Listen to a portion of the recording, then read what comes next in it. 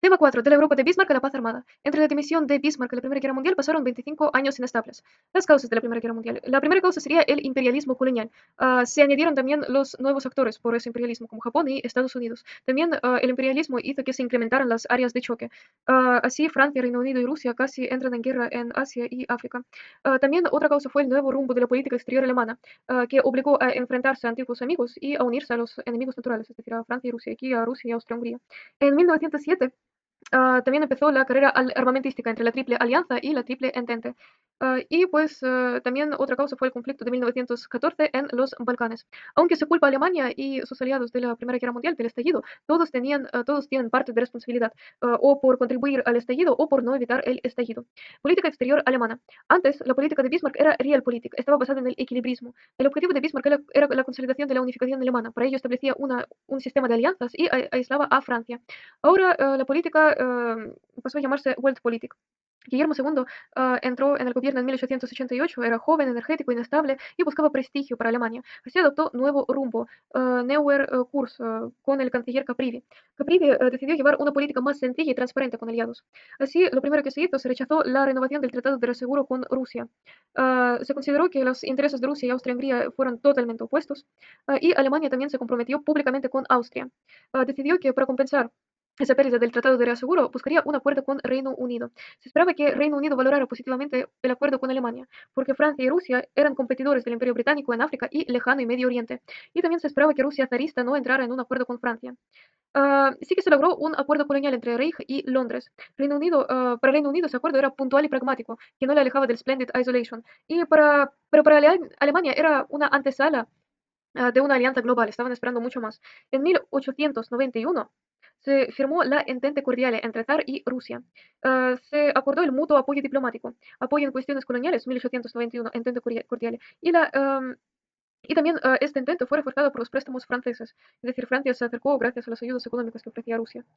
Am, y en 1892, un año después, ya esta entente cordial se convirtió en una alianza antialemana con potentes cláusulas de asistencia militar mutua. Así se acordó que en el caso de ataque alemán o italo-alemán a Francia, San Petersburgo daría 1.300.000 efectivos. Y en el caso de una agresión germana o austria-alemana contra el imperio zarista, se enviarían desde Francia de 800.000 hombres. La alianza fue ratificada en 1894 y según George Kennan es una alianza fatídica. Fue un gran error alemán de considerar de que Rusia nunca se aliaría con Francia. Zar Alejandro seguía teniendo esperanzas en Alemania, pero sus viajes del príncipe heredero y del ministro de Exteriores a Berlín fracasaron en 1893, por lo tanto se ratificó precisamente esa alianza. Reichstag, Parlamento, aprueba un programa militar para luchar en dos frentes en ese momento. El gobierno de Berlín no se inquieta por la entente cordial. Así pensaban que con ello conseguirían una alianza más fuerte con Gran Bretaña. Ah, Carrera colonial además presionaba al Reino Unido. Rusia presionaba al Reino Unido en Afganistán, Hindu Kush y China, Francia en el Alto Nilo y Alemania en África del Sur. Entre 1894 y 1895 no hubo un acuerdo anglo-alemán porque Guillermo no aceptaba nada inferior a una alianza continental y con compromisos como los de la Triple Alianza. Y frente a ello, Salisbury solo aceptaba alianza antifrancesa o tratado para concentración diplomática, no una alianza tan fuerte. En 1896, Guillermo proclama que ningún acuerdo debía alcanzarse sin la intervención de Alemania y el emperador alemán. Esto fue la gran muestra del Weltpolitik, de las aspiraciones que tenía Alemania de ser potencia mundial y de sus ganas de construir el imperio colonial en África y Pacífico. En 1898 y 1900 los alemanes promulgaron unas leyes navales.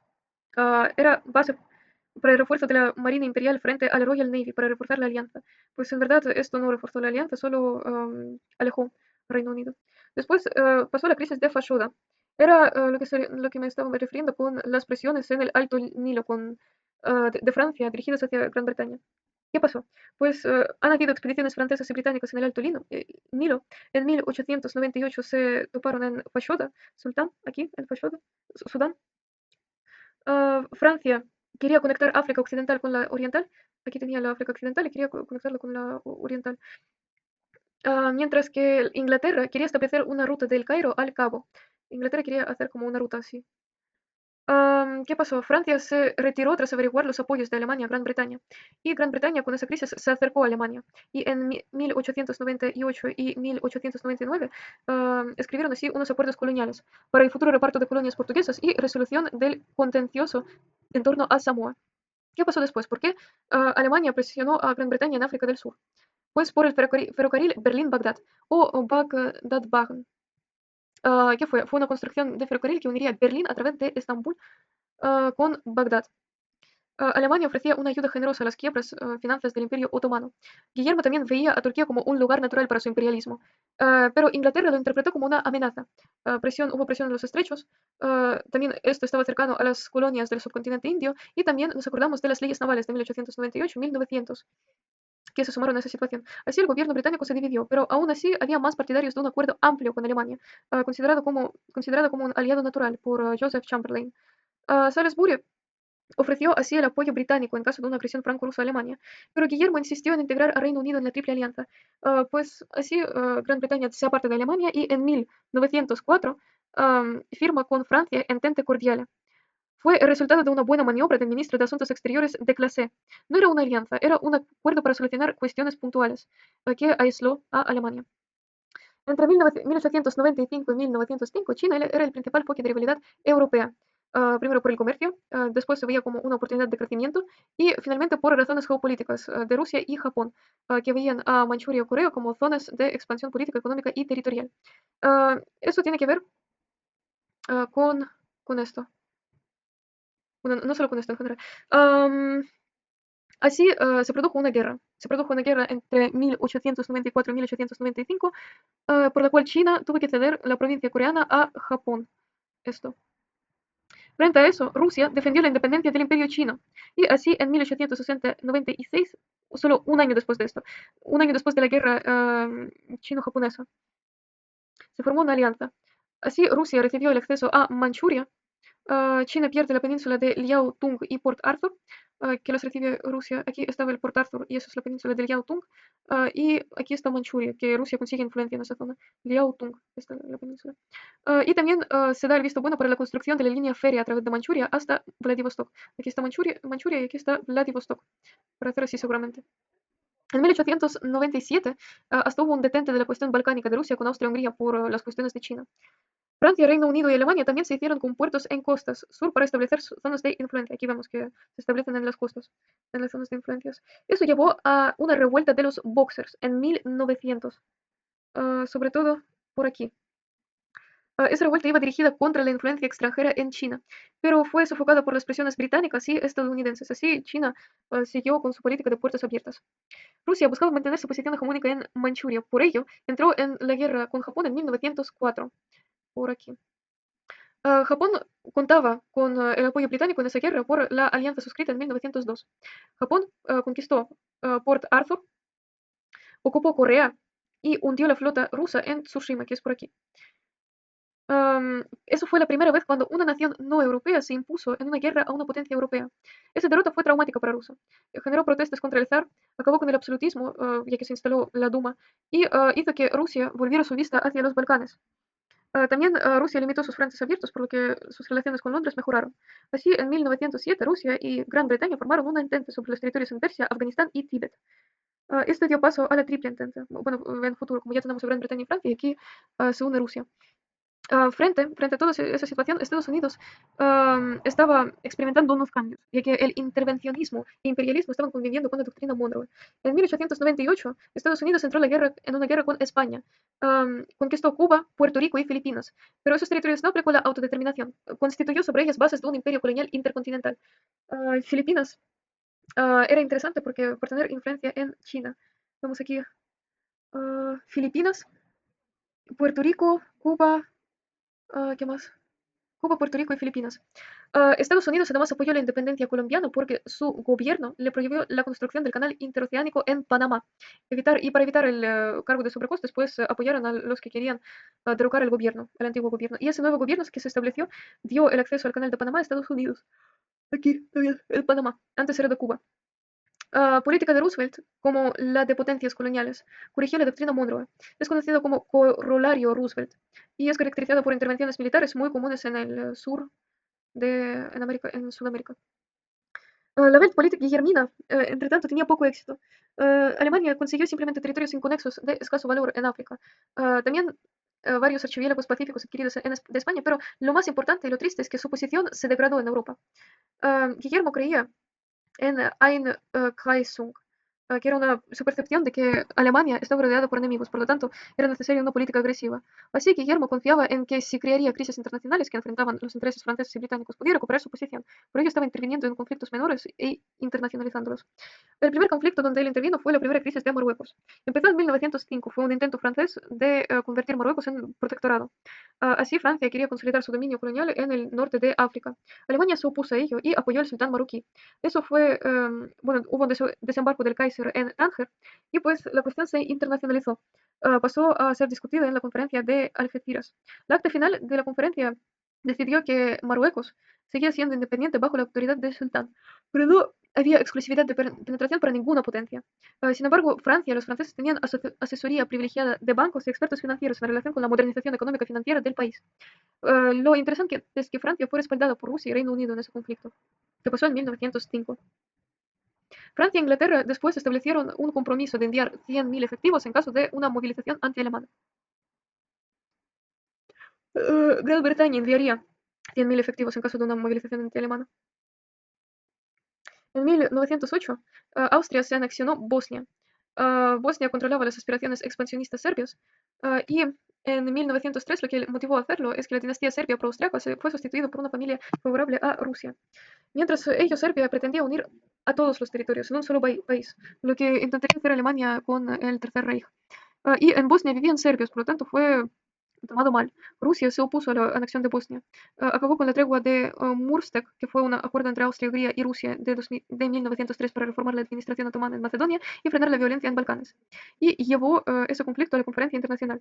Sultán exigió una compensación, Serbia amenazó con la guerra, pero Alemania proclamó un apoyo incondicional a Austria en cualquier giro de fuerzas, en cualquier tour de force.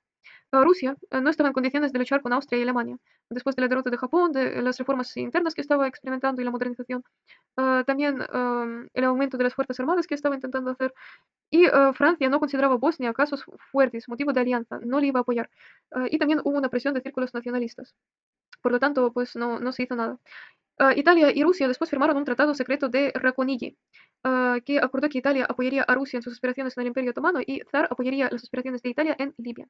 El segundo conflicto donde interviene Guillermo fue la segunda crisis de Marruecos, o también llamada crisis de Agadir. Comenzó en 1911 con las rebeliones internas en Marruecos.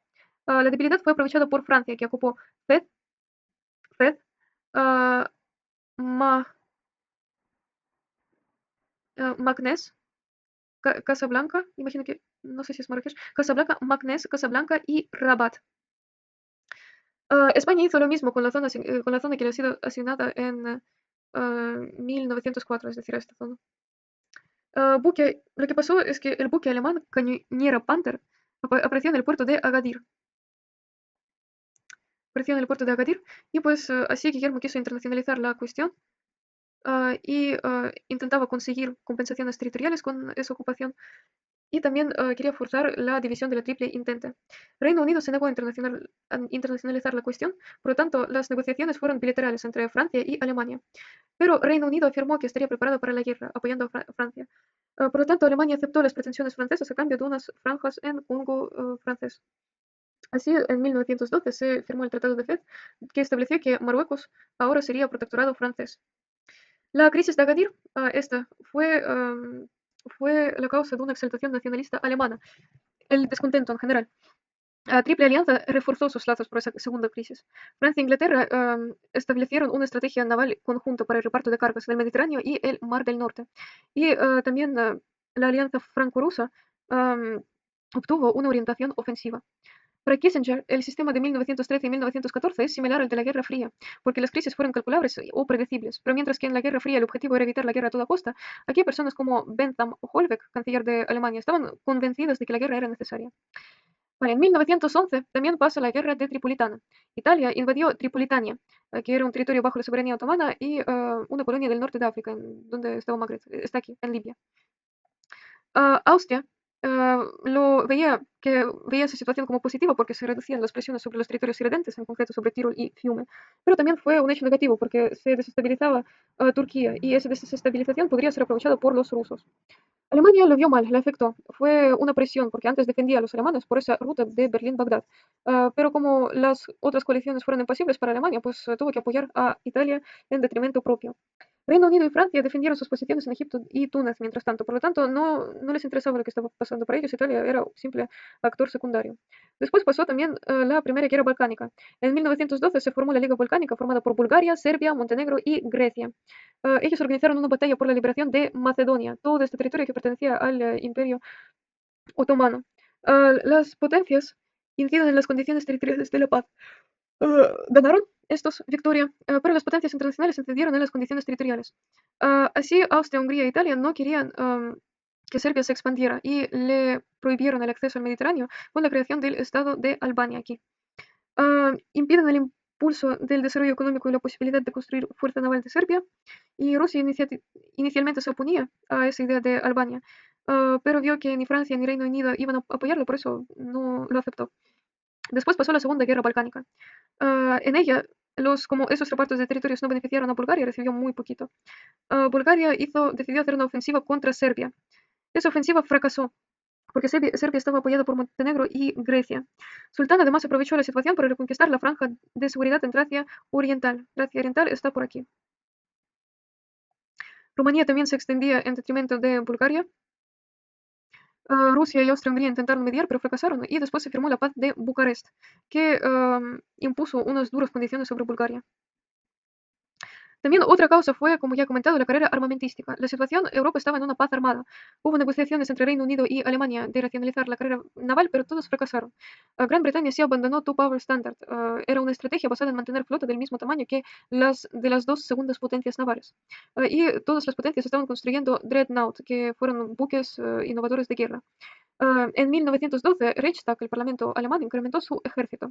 Francia prolongó su servicio militar de 2 a 3 años. Berlín perfeccionó su plan Schlieffen de lucha de dos frentes. Austria-Hungría también invirtió en la modernización del material.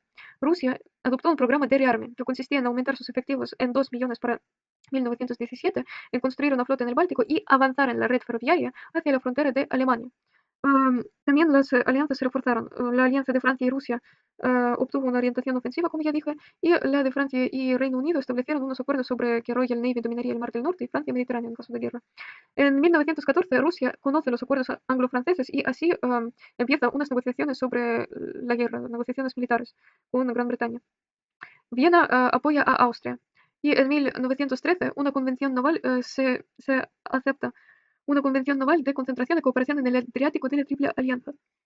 El 28 de julio de 1914 pasó la última causa de la guerra, el magnificio de Sarajevo, que fue un asesinato de Francisco Fernando de Austria y por su esposa Sofía Chotek, por un miembro de la Mano Negra. Nadie dudaba de la participación serbia en ese conflicto. Así, el 5 y 6 de julio, el emperador Francisco José recibió de Alemania un cheque en blanco, que era simplemente una promesa de apoyo incondicional. En esos momentos, antes de la guerra, hubo una tranquilidad internacional. Kaiser alemán emprendió su crucero veraniego por los fiordos noruegos y hasta el presidente francés inició su viaje de Estado a San Petersburgo. El 23 de julio se produce un ultimátum de 48 horas al gobierno de Belgrado. Un mes aproximadamente después. Y ese ultimátum tenía unas exigencias imposibles. Así, el 28 de julio, Austria declara la guerra a Serbia. Nicolás II estaba en una situación difícil por ello. No podía retroceder ante Viena, porque si lo haría, pondría en peligro el estatus internacional y nacional, sobre todo por el auge del nacionalismo y paneslavismo dentro del gobierno ruso. Zar estuvo forzado a dar apoyo a Serbia, por lo tanto, el 28 de julio convocó una movilización parcial del ejército. Seguía teniendo esperanzas de una negociación in extremis, por eso no era total. Guillermo II estaba guiado por Bethmann Hollweg y jefe del Estado Mayor von Moltke, que creían que la guerra era militarmente necesaria. Además, se hicieron maniobras para atizar el sentimiento antirruso entre la opinión pública y los círculos de poder berlineses. Eso generó un deseo de guerra general. El 27 de julio, Francia advirtió que cumpliría con sus obligaciones. El 29 de julio, Alemania puso un ultimátum para la desmilitarización rusa, un día después de la militarización. El zar se niega y por ello el 30 de julio ordena la movilización general. Alemania, por su parte, también ordenó una movilización general y pone en marcha su plan Schlieffen. Así, entrega la declaración de guerra por parte de Alemania en San Petersburgo en el 1 de agosto. Poincaré, francés, también veía la necesidad de luchar por parte de Francia. Lo veía como una cuestión de supervivencia. El 3 de agosto, Alemania declaró la guerra a Francia. Reino Unido podría evitar la guerra con un posicionamiento más claro en favor de sus aliados y su compromiso de luchar con ellos. Podría frenar a Alemania de este modo. Alemania podría tener miedo del poder británico, pero no mostraba su apoyo directo a ellos. Pero el 4 de agosto Londres declaró la guerra al imperio alemán, porque Alemania violó el 4 de agosto, el 3 de agosto, el territorio neutral de Bélgica. Su independencia, la independencia de Bélgica, estaba garantizada en 1839 por Francia y Reino Unido. Además, si Alemania ocuparía Bélgica, pues eso le daba el acceso al Canal de la Mancha. Y también si Alemania resultaría victorioso frente a Francia y Rusia, se acabaría con el equilibrio continental. Después, el 6 de agosto, Austria declara la guerra a Rusia y el 12 de agosto, París y Londres declaran la guerra a Austria-Hungría.